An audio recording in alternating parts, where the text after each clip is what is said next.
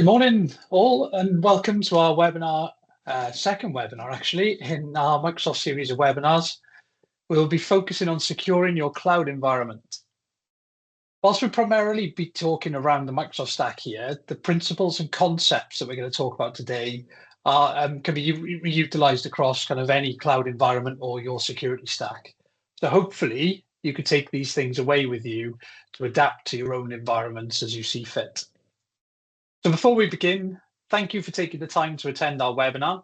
We have put the series together. We're aiming to provide thought leadership for organizations based on our experiences and exposure to the various cyber threats in the world we live in today. I'm Mark Alford. I'm the Cloud Solutions Director for ARO. I've been doing this role for the past 4 years, and prior to this, I've held many technical, operational, and sales roles within the business, and have worked with many of you today on your kind of IT strategies. But I also work with our kind of new business prospects on developing IT strategies, roadmaps, and leading their digital transformation, along with the underpinning security services that come with their Microsoft technologies. I've been focusing on Microsoft solutions primarily of late, and I've had the pleasure of attending many Microsoft events to keep abreast of the latest developments in this ecosystem. We're covering a few items off today, hopefully taking you through the current situation we find ourselves in, where we're constantly in this cat and mouse duel between various threats and protecting our environments, through to the services that may be or are available to you through your current license in the Microsoft space. We'll also cover off a demo, to go through how these things work in practice, and then provide you with hopefully what you'll see as a framework and the solution that we've got to go inside with that solution to help develop and keep your environment safe. So just a brief intro on ARO. We're not going to take too long on this, but we are one of the leading UK technology companies specializing in collaboration, cloud and IT, data center and sustainability, with over 450 employees across the UK. We have partnerships and accreditations across the IT side of things, and currently hold 5 of the 6 solution designations that Microsoft have to offer, which puts us in a very strong position to be able to deliver solutions within the Microsoft ecosystem and the associated security services for you. We not only specialize in Microsoft, but we do cover off all the other IT areas, from delivering hybrid cloud infrastructure for those not ready or able to migrate completely to the cloud, to complex networking solutions ranging from higher educational establishments through to 10 user organizations, scaling those security stacks and networks throughout those deployments, and underpinned by the cybersecurity solutions we'll talk about today. So we'll be focusing on securing your cloud environment, utilizing Microsoft technologies and the things you need to consider to protect your organization's people and assets. We'll also be demonstrating some of the latest capabilities for you a little bit later on, to see how those things work in practice and understand how we can stop these threats becoming a nuisance within your environment. So let's start off with, why do we need to prioritize security? These are just a select few challenges we all have to deal with whilst maintaining operational efficiency. There's always typically been a trade-off between maintaining the operational efficiency and security, because with more security controls, the user's daily operations are typically impacted with more things they have to do. But the way we work now requires a massive shift in what we used to consider the normal security paradigms that we just accepted. We have a scenario where people want to work on any device, anywhere, at any time, and the IT landscape has shifted to meet those demands. But as an organization, have you kept up with the security challenges that has brought about? Security is a top priority for most people. According to the 2024 Verizon Data Breach Investigation Report, last year there was a record number of incidents, more than 30,000 security incidents, and more than 10,500 confirmed breaches, a twofold increase over the previous year. The average life cycle for a breach is 287 days, which is quite staggering when you come to think about it. And according to a recent report by Blumira and IBM, the average breach life cycle was that 287 days. And breaking that down, the initial detection, organizations took around 212 days to initially detect a breach. So imagine the suspense that you'll have in your own world during those months, not knowing that something has gone on within that environment. But even once we identify that breach, it takes another 75 days to contain it. That's like trying to catch a slippery eel in the digital net. If we look at how these attackers gain access to systems, there's a couple of different methods. The initial access is typically done via vulnerabilities. Almost triple the number of breaches involved the exploitation of vulnerabilities as an initial access step compared to the previous year. The human element is still a significant portion of the breaches. It's about a third of all breaches, and that involved a non-malicious human element, which includes something like falling victim to social engineering attacks or making errors. Then we've got ransomware and extortion. Financially motivated incidents accounted for a substantial portion, with ransomware or extortion being prevalent. And the median loss per breach for those organizations was £4,200. And lastly, we've got third parties and suppliers. A notable percentage of breaches involved third parties or suppliers. And that's occurred during software supply chain attacks, hosting partners, infrastructure, or data custodians. So if you look at the typical attacks that we have as part of this, we have to protect ourselves in a new threat landscape that we have, given the vast majority of threats that exist at the minute. And these are just a subset of some of those threats that exist currently. And if we look at these threats, starting with cyber attacks, those cyber threats are a significant risk, with attackers becoming more sophisticated. These types of attacks can include malware, ransomware, phishing, denial of service attacks. The list kind of goes on. Then we move on to insider threats.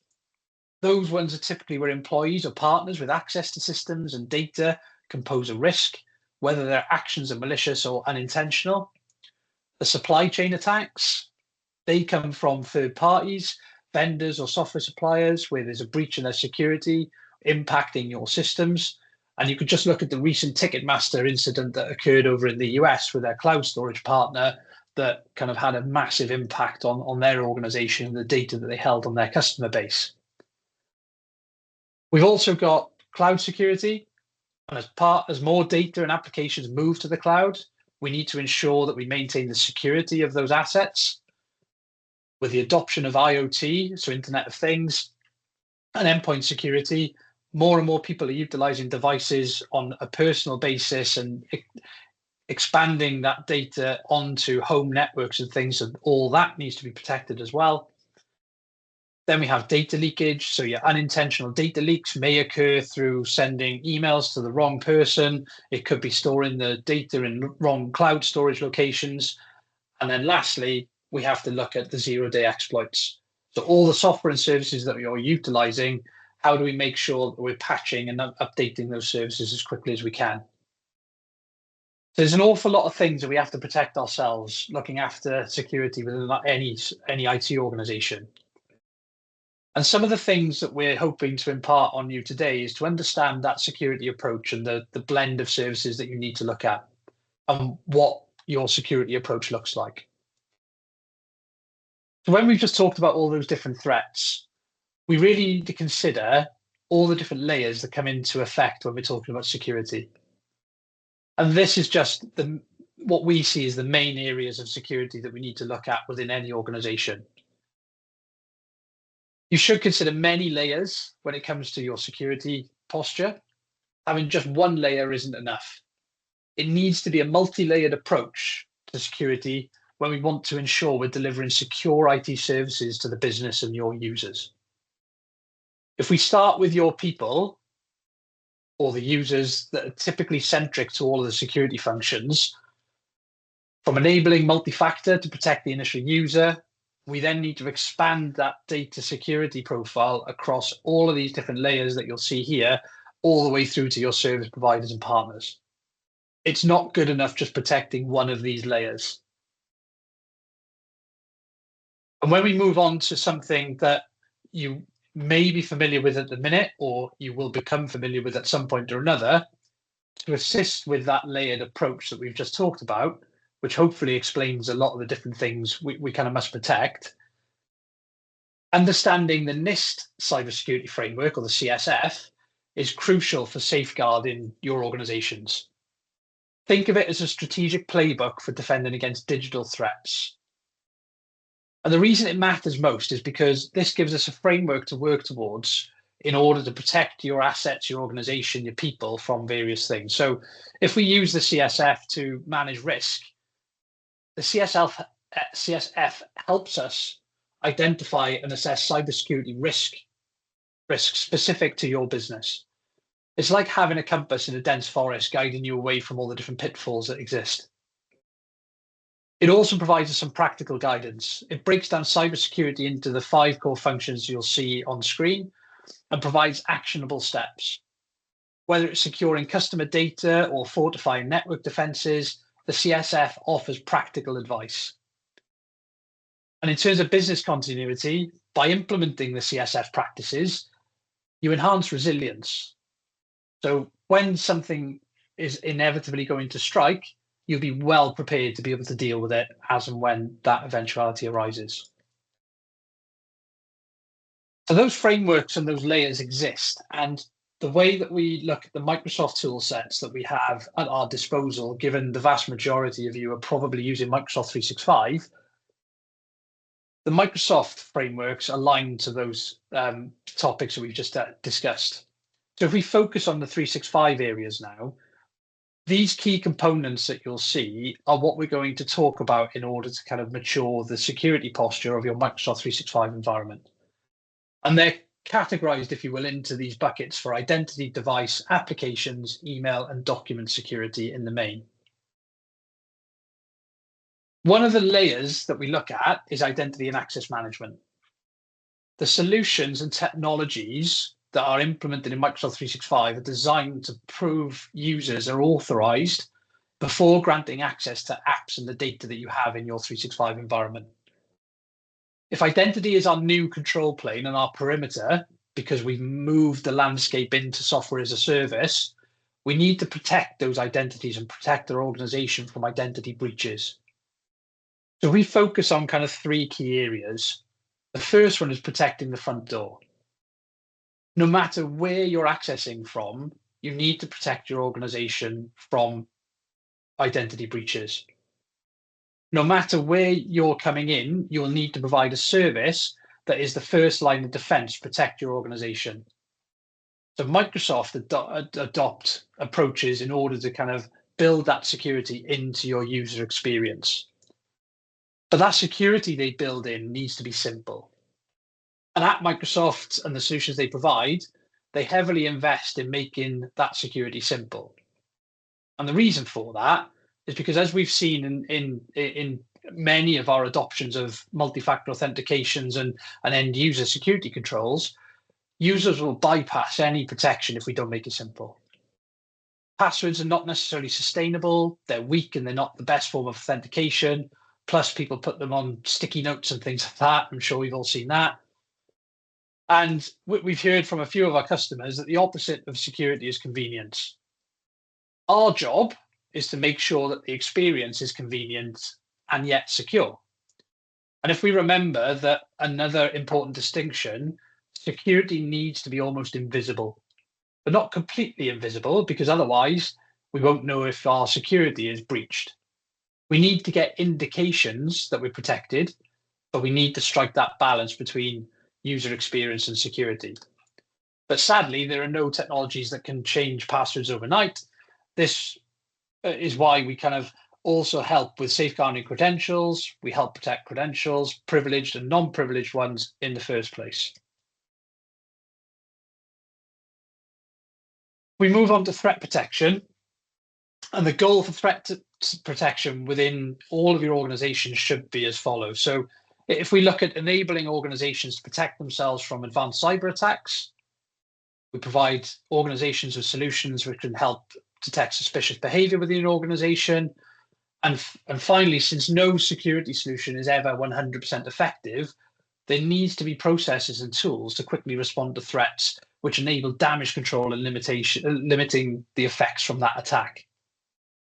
So what Microsoft 365 has within its toolset, particularly within the business premium licenses in E3 and E5, are the security controls in play to help you as an organization develop that.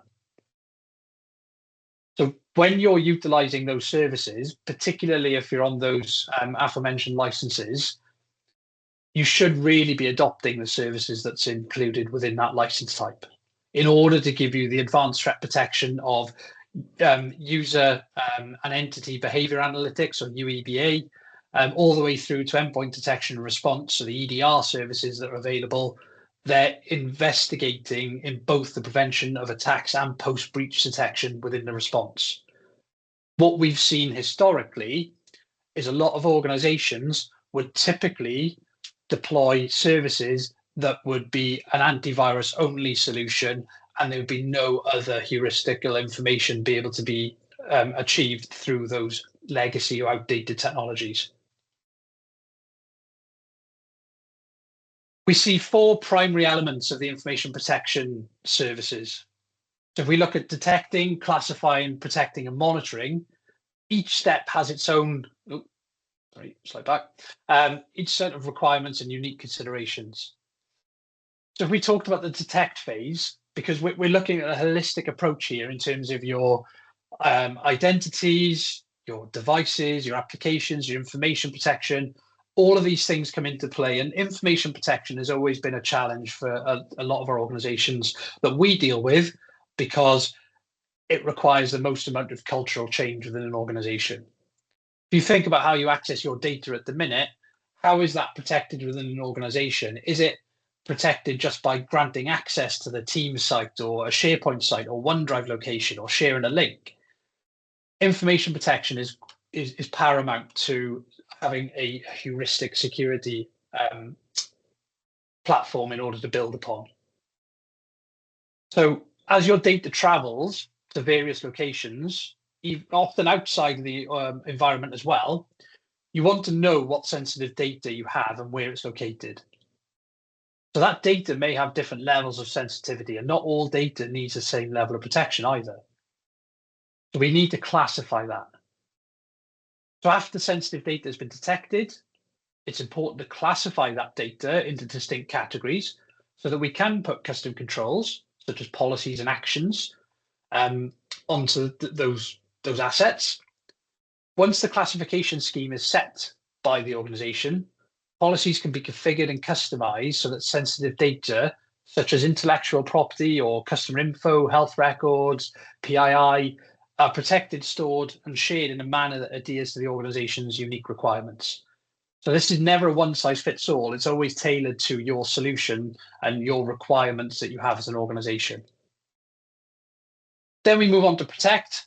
So by classifying those documents and labeling the data, that allows us to protect and put the policies in play to protect that information. And to round that off, we need to monitor it. So it's no good just having these things in play that just allow us to detect, classify, and protect. If we're not monitoring for any of these things, how do we know that they're doing their jobs? How do we know that people haven't circumnavigated any of the protection policies or declassifying the documents through the processes you've got? Think about what we've talked about already with the users trying to find the most easiest way to circumvent policies and try and get what they need done. All of this culminates into an effective security management solution. So what we have within that Microsoft 365 environment is an effective security management solution that integrates with the services that we need it to. But it also offers specialized tools for different functions. So with those solutions, they help consolidate from many to a few, while ensuring that your specialized teams or service providers have the flexibility and freedom to manage the security as per the unique requirements or components of your organization, whether that's identity, devices, apps, or infrastructure. However, the key that makes the Microsoft Security Management Console much more effective is the intelligent sharing of the data, which helps your organization maintain a consistent and robust security posture. So with the Microsoft intelligence, with Microsoft, sorry, the intelligence is shared through the Microsoft Intelligence Security Graph. That harnesses the power of the machine learning processing, where it processes trillions of pieces of data from billions of devices under management, where we provide that security management information. This shared intelligence is leveraged by the management console across your identities, your devices, your apps, your data, your infrastructure, helping the security admins and operations teams to get important information optimized for their workloads. So if you think about this holistic approach and visibility of your data assets and your security assets through all the data points that you have, if you've correctly deployed all of your Microsoft 365 security services, this allows us to overlay the security solutions in order to provide that preventative and proactive management, detection, and response capability. So we'll touch upon now some of the kind of specifics in terms of the products that Microsoft have available to them. I'll try not to go too deep into some of these areas, but more than happy to facilitate questions and answers off the back of this towards the end of the presentation. But in essence, what Microsoft have here is a suite of services that allows us to provide pretty much a fully comprehensive security offering to any organization, whether that's a one-man band all the way through to your enterprise level organizations with multinational offices and multi-thousand of employees. And the way that they do that is that they've broken down the tool sets into what you'll see here. So if we look at Microsoft Defender, that is designed to prevent, detect, and respond to attacks across devices, identities, apps, emails, and all of your cloud services with the latest in extended detection and response. We've got Microsoft Sentinel, which allows us to get ahead of the attackers with AI-driven security information and event management, which is referred to as SIEM. That gives you organizational-wide visibility because it aggregates all the data points into a central location. We've got Microsoft Entra, which protects and verifies every identity and every access request across clouds, platforms, and devices. We've got Purview, which allows us to do safeguarding of data wherever it lives with information protection, governance, and compliance. We've got Priva, which respects customers and employee privacy with proactive risk mitigation and compliance management. And lastly, we have Intune, which allows us to strengthen our device security and enable seamless hybrid work experience with the family of endpoint management products. So at a high level within the Microsoft 365 ecosystem, those tool sets allow us to do the job that we need it to. What we also need to consider, though, is the wider landscape that we have within every organization, because not everyone is on Microsoft 365 exclusively. So if we take a look at what Microsoft are able to provide in terms of their cybersecurity reference architecture, if we build this out to understand what the history of this all looked like, where in the beginning, everyone had servers and networks, where most organizations today now operate a multi-platform environment with Windows, hybrid clouds, 365, maybe data centers, application containers, and so on. So most organizations, started security with a core set of security capabilities at the network edge and egress points to the network. So you typically have a firewall or something in play.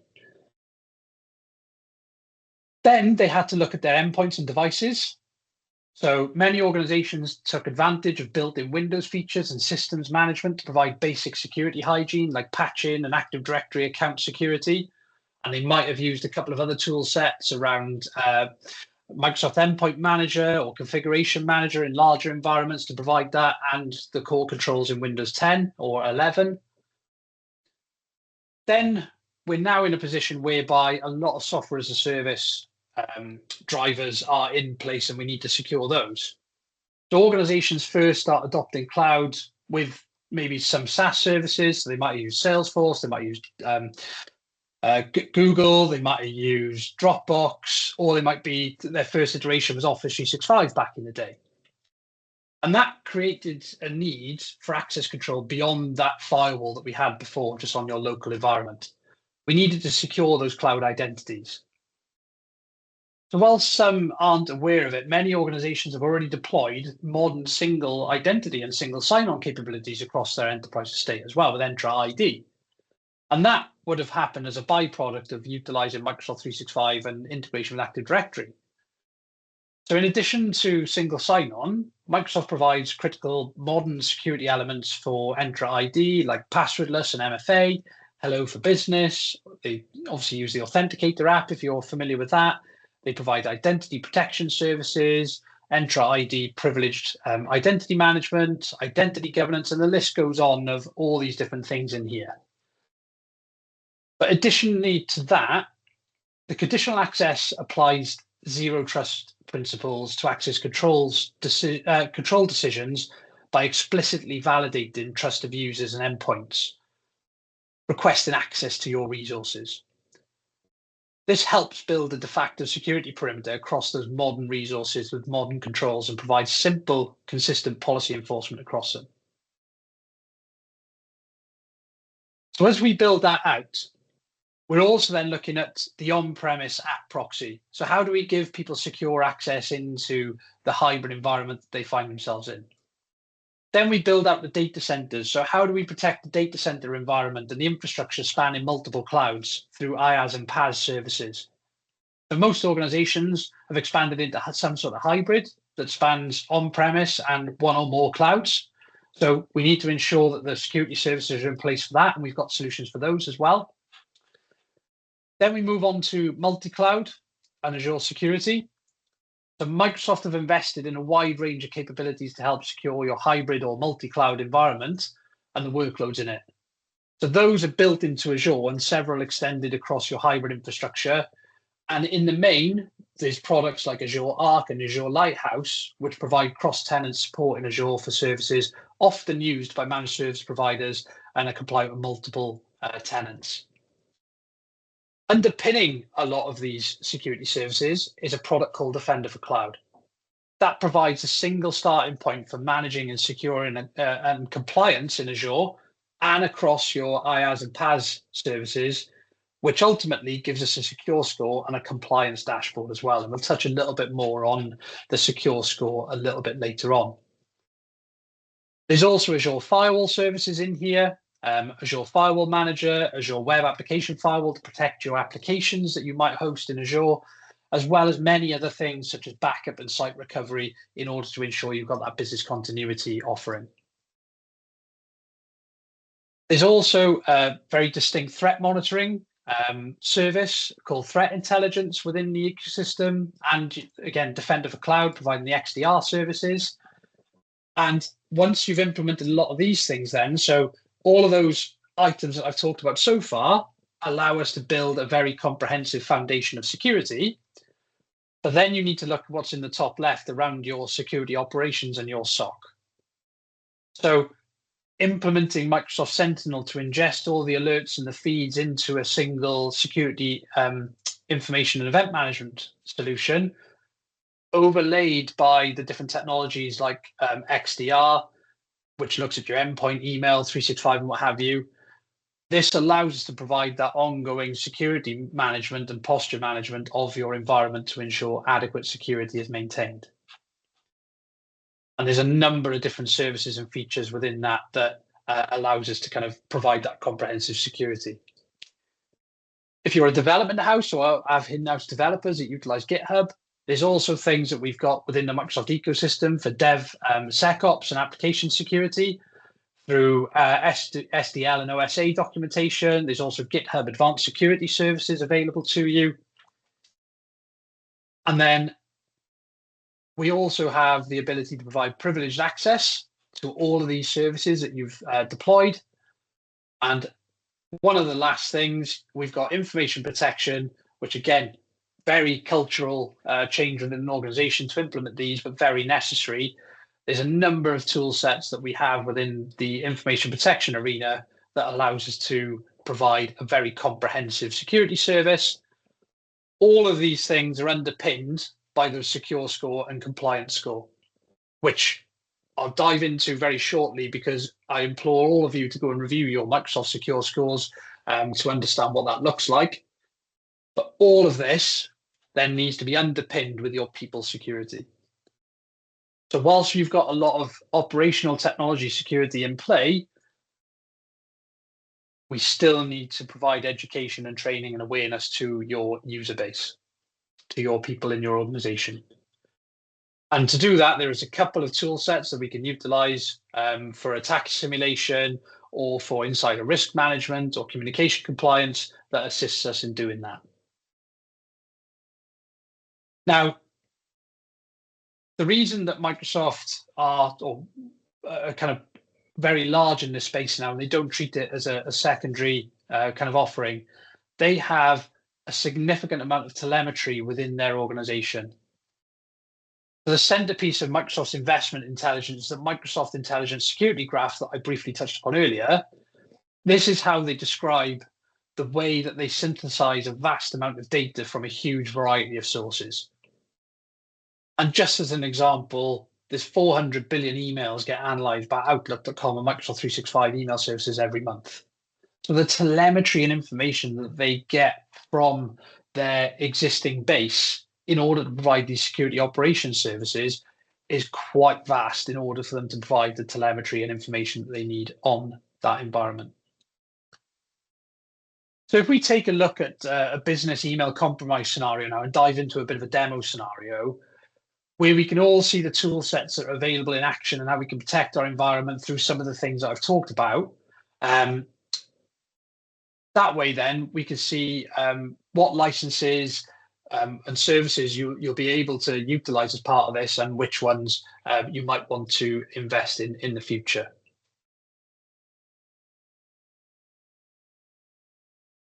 Okay, so as part of this environment, what we've got here is a scenario whereby we've been seeing a lot of cyber attacks, and I'm sure everyone can kind of attest to this. And we're using business email compromise as a real world example because the people that we interact with on a day-to-day basis continually get hounded by people trying to phish them or trying to breach their email accounts. So we've utilized this to hopefully resonate with a lot of people. So when we talk about this one in particular, the scenario is we've been seeing a lot of cyber attacks by nation states and organizations.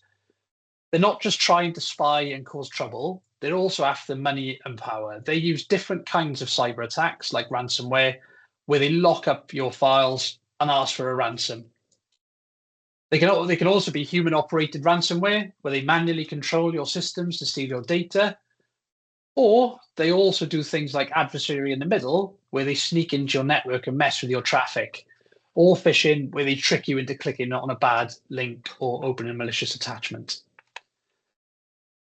So one type of phishing that's very popular and dangerous is business email compromise, where the hacker pretends to be someone you know, like your boss, your partner, or your client, and asks you to do something for them, like send them money, transfer funds, or change account details.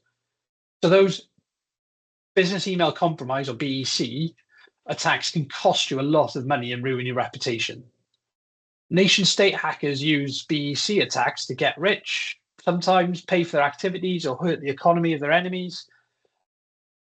And as part of that, the questions you need to be asking yourselves is, have you ever been attacked in this way, either knowingly or unknowingly? Have you had any close calls? Do you have any strategies right now to protect against the business email compromise attacks or other similar type of attacks? So these cyber attacks by pretty much anyone are proven to be a big problem in customers and people that we work with. We're always watching and studying these threats and giving you the best advice and tips, but we're also working on new and better security solutions to provide people with kind of better protection as part of this. So let me show you how business email compromise attacks work and how automatic attack disruption within the tool sets that we have within the licensing can protect your organization. And this particular demo is also utilizing some of the new features that Microsoft have in Microsoft Copilot for security in order to assist us with remediating these services. So I'm now in a business email compromise incident. And here I can see all the related alerts across my kind of estate. This is important to so we can understand what's occurred, and if it was stopped, you might still need to investigate the incident and take further action. So the attack story shows a timeline of alerts and what happened in each alert that has been automatically grouped into this incident. You can also see a complete map of the entire incident in the middle. The top of the screen shows a potentially compromised account was disabled automatically by attack disruption in Microsoft Defender XDR. On top of that incident graph shows how the incident was automatically classified and recommendations on what playbooks that can be run. And then on the far right is where that Copilot piece comes in, using Copilot and Microsoft Defender XDR. So if we look at the summary, the incident begins with Lee clicking a suspicious URL on the device running Windows 10. The URL was accessed from a quarantined email, and the malicious URL click was detected in the email titled External Refund Notice. Subsequently, an anonymous IP address from Germany attempted to sign into user's Lee account. This was suspicious behavior because it was from an infrequent country and it was done from a Tor IP. Hiding their real IP address is essentially what that service does. The threat actor created a suspicious inbox rule, and a suspicious email was sent to user Nestor from the compromised account. And that triggered attack disruption that disabled Lee's account and removed the email messages containing the malicious URL impacting users Patty and Lee. So what's next? What should we do now? Should we triage the incident? So if we scroll down further in the triage section, you can classify the incident as a true positive involvement phishing. Now that we do, now that we've kind of done that, we also need to remediate this incident, and we need to force a password reset for Lee to prevent that threat actor from using Lee's credentials again. So hopefully that shows that the power of attack disruption to detect and protect the organization from BEC attacks, and the power of Copilot to explain what has happened and what remediation steps are still needed to be completed.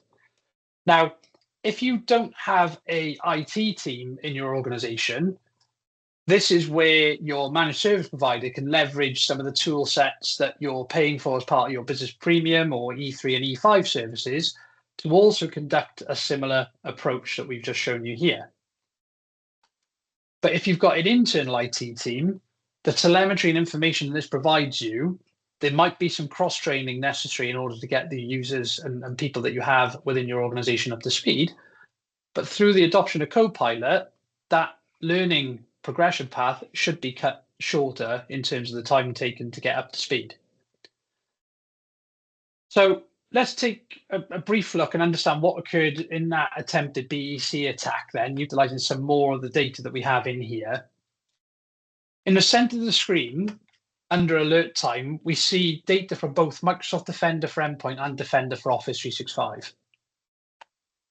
So if we then look at the specific URL that was clicked, we could scroll down the timeline to see in the alerts detail, you can see that the threat intelligence verdict malicious URL. And then we can examine the email that started this attack. We can see that this information came from Office 365 and we can kind of go into the example of the email as well.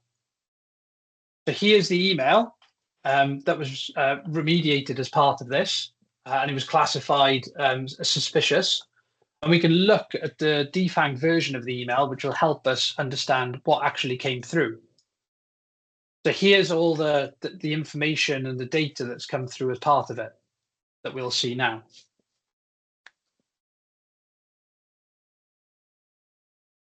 And then here we could see that the actual email that was sent to Lee in order to get this business email compromise attack started. So what you'll be able to hopefully see from this, if we just go back to the incident and what happened after Lee clicked the URL, this is the important information that we now need to understand, because whilst Lee's clicked on the email and potentially given credentials over to this threat actor, we need to understand what other impacted areas of your organization they were. So if we scroll through and look at this, we've got a couple of alerts where Lee's account was used from an anonymous IP address. This alert and the next one are connected, and they show the attacker used Tor web browser with Lee's account to connect to an anonymous IP address. Clicking on the activity from the Tor IP address, we see that the IP address was located in Germany, which we can see there. And sure enough, the next alert indicates that Defender has detected activity from Germany that is unusual and is not typically location a location that this user utilizes. This is very suspicious, so why would Lee be using Tor to hide his IP address? So it gives us some information and clarity on all of this. And what we can see then is we can also read what happened. This is really clever in the way that it does it. It means that if we don't stop the attackers, they could send email as if they were actually Lee, who's our employee, and it will be very believable to anyone receiving those emails. This might be to ask for a wire transfer, for example. It might be in the context of legitimate company initiatives. Then this rule will move that sent email and any replies to the RSS feeds folder, whether they continue interacting with folks in your organization. Lee would never know. So it's classified as financial fraud at that point. So here's the payoff, right? So the Defender has detected a sequence of events, including inbox rule creations, followed by suspicious sending and then deleting of emails from the sent items. And that was all detected and classified as business email compromise. The compromised user tried to send messages and alerts. And as part of all of this, we could see kind of what assets and everything else that were affected by this. So we could see what users, as we scroll through, were impacted by this and what activities these tool sets have undertaken in order to protect that information. So hopefully that provides you with a very brief overview of some of the information and services that are available to you within that Microsoft 365 ecosystem in order to enhance the security service of your organization. There are multiple different levels associated with some of that demo content and the licensing associated with you. The business premium license types will have cut down versions of what you've just seen, but E3 and E5 will have some of the capabilities that you've seen in there, with E5 having all of it. So there's a consultative approach needed to be done in order to understand what tool sets and services you can benefit from within your organization. But I do implore you to kind of have a review of your license types and security tool sets that you have up and running at the minute within your 365 ecosystem to understand what your current security posture looks like. So if we talk about the Microsoft 365 environment and securing that specifically, we've talked about the landscape has shifted from people being typically protected behind that perimeter-based firewall. That, unfortunately, or fortunately, whichever way you want to look at it, no longer exists. So the security parameters have changed quite considerably, whereby people are working in any location on any device, and they're accessing company information on all of those things and are not protected by that physical proximity and security that we referred to previously. So there's an awful lot of a security bleed, if you will, that needs to happen across different landscapes and environments that typically weren't reviewed previously. And your users and your people will be requesting that gets more agile as things go on, because they will want to work on various different devices. And the the connotations for that means that the organization either has to disallow that or provide the security services in order to enable your people to utilize any device in any way. In order to assess your current security score, Microsoft have developed that secure score concept that we talked about earlier that breaks down the information from your Microsoft 365 tenant into a percentage. That looks at your identity, your data, your devices, and your applications, and it gives you an overall secure score. Now, that secure score should be as high as possible. It's highly unlikely you're ever going to get to 100% given that the vast number of security controls that are available within that environment and the organization's ability to adopt all of them based on the number of users and things like that. But as part of this, I would suggest you go and review your secure score and feel free to reach out if you need any assistance with that as well. But the secure score will give you a good indicator of what your current security posture looks like. And if it's anything below kind of 60%, there's probably vast room for improvement within your organization currently. If we look at kind of what that looks like from those pillars that I referred to at the start, these are just some of the key components that you'll benefit from through implementing some of the security services available in Microsoft 365. You'll get fairly comprehensive identity security when we talk about providing conditional access and multi-factor authentication and self-service password resets and things when we talk about identities. Your devices could be completely cloud managed and have a complete security posture when we talk about device compliance. And what we mean about device compliance is whereby the device needs to have the latest antivirus, patching, third-party management in play, all the latest telemetry and security controls being deployed. And if any of those don't conform to what the organization sets within their 365 ecosystem, then the device is no longer compliant and we can restrict access into the company information and services. So we start to layer out these security policies in play to ensure that the devices are compliant and they conform to the security standards set by the organization. We can also apply application securities for personal devices and fully enrolled devices to ensure that people aren't accessing and taking data outside the environment that they need to. There's also email security services, and we've just kind of demoed some of those things within the last 10 minutes around what the capabilities are within there. And then document security,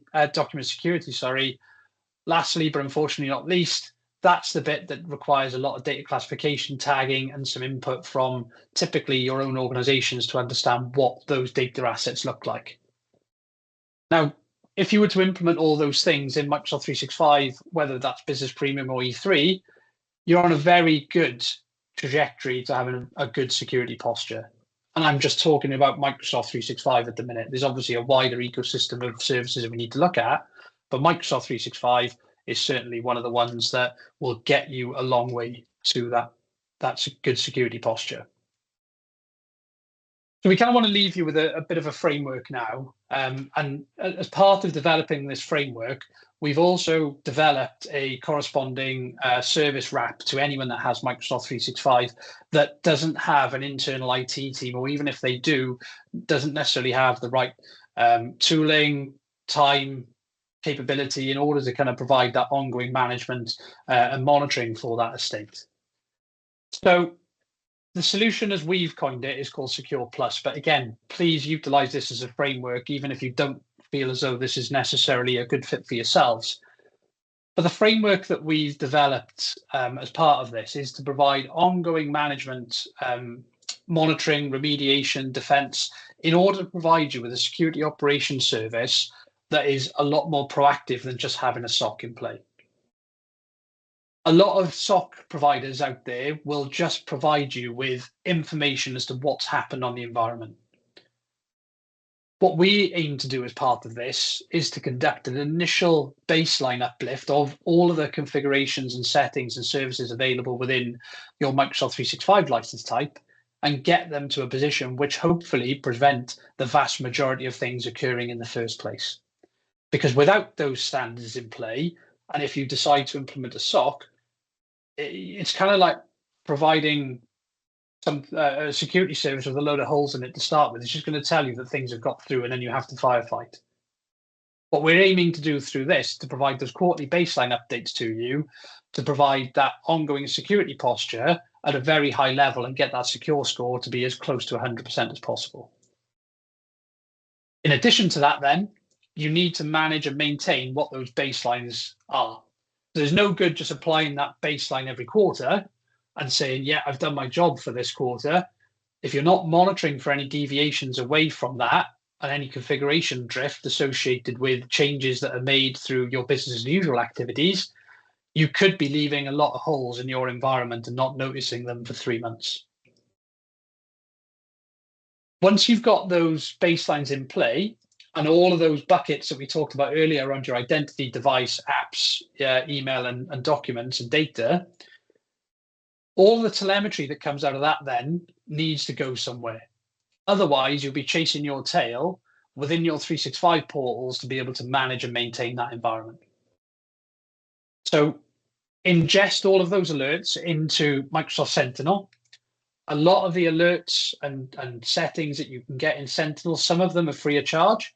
So if you, for example, want to implement your Entra ID logs into Sentinel, there is a free of charge service in order to be able to do that initially, to be able to give you a little bit longer retention periods. But get all of those things into a security information event management system so that you can provide your organization with the response capabilities necessary. That SIEM platform will also enable you to provide the automation and remediation through the playbooks that we talked about in that demo, to automate and provide the security remediation in a very swift manner. Now, again, the service that we've developed, we've got our own IP and our own playbooks on that, so we deal with a lot of those things in play. But in addition to the automated remediation, there's a number of things that you can't automate. Therefore, you need a team of people to provide the health check service that you'll see at the bottom in order to remediate anything that can't be automated. So the people side of things then ensure that devices are compliant, that the policies are all maintained and everything else that comes underneath that umbrella. And then in addition to that, you need to do your core 365 admin.